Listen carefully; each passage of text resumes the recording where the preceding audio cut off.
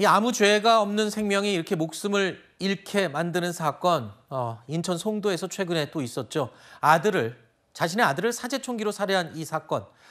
피의자인 이 아버지에 대한 조사가 계속 이어지고 있고 이 논란은 계속 또 관심을 끌고 있습니다. 유족 측과 주장이 계속 엇갈리고 있는 부분이 논란이 되고 있는데요.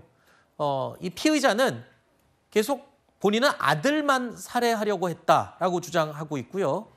또 유족 측에서는 다른 가족들도 살해 대상으로 노렸다라고 주장을 하고 있습니다. 아들 이외의 사람들까지 살해하려는지 여부에 따라서 처벌이 달라질 수가 있는 부분인데, 그러니까 추가 살인 혐의에 대해서 이 피의자는 끝까지 지금 부인하고 있다고요?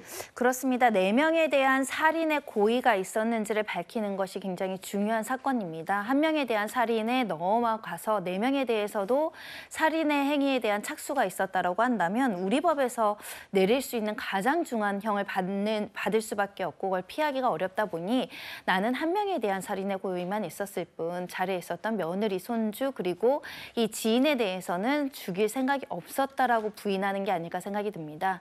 전체적으로는 총기나 그 당시에 이제 화학류와 관련해서 다수의 인명을 살해할 것을 계획하고 준비를 했는지가 굉장히 중요할 것 같고요. 특히 그 자리에 있었던 며느리와 그 지인의 진술이 굉장히 중요할 것 같습니다. 네. 구체적으로 어떤 총포를 겨눴는지 이런 부분에 대한 진술의 신빙성 검토해야 될 것 같습니다. 네.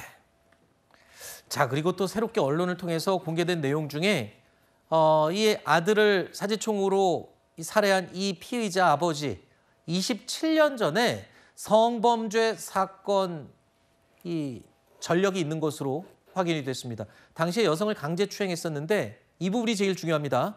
심신미약을 주장했었던 사실이 지금 확인이 됐어요. 이걸 토대로 보면 이번에도 이런 심신미약을 주장할 가능성이 있는 게 아니냐, 이런 지금 의문점이 들거든요. 일단 전후 행동을 봤을 때는 술에 취한 상태로는 보이지 않지만 이 당시에 성범죄를 저질렀을 때 1심에서 징역 3년 6개월의 실형이 선고됐다가 항소심에서 집행유예로 감형된 이유가 심신미약, 그러니까 그 당시에는 술에 취해서 제대로 된 판단이 좀 미약했다라는 점을 인정을 해줘서 감형한 것으로 알려지고 있습니다. 사건의 내용도 좀 재질이 굉장히 좋지 않은데요.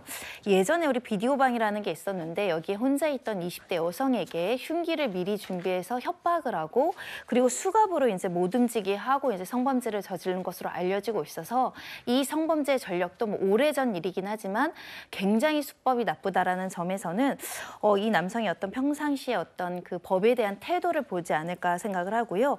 이때 이 형이 확정되는 시점은 이 이혼하기 전 1년 전 시점이었던 것으로 알려지고 있습니다. 알겠습니다.